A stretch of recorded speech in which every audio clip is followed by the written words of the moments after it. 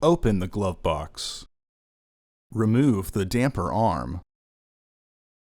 Push in on the sides of the glove box to release the stops and lower the glove box. Pinch the tabs on the side of the housing to open the housing door. Remove the old filter from the housing and clean out any debris inside. Insert your new filter into the housing with its airflow indicating arrow pointing down.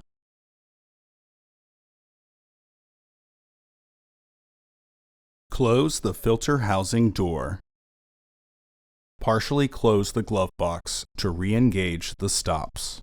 Reinstall the damper arm. Close the glove box. Order your parts today at filterheads.com.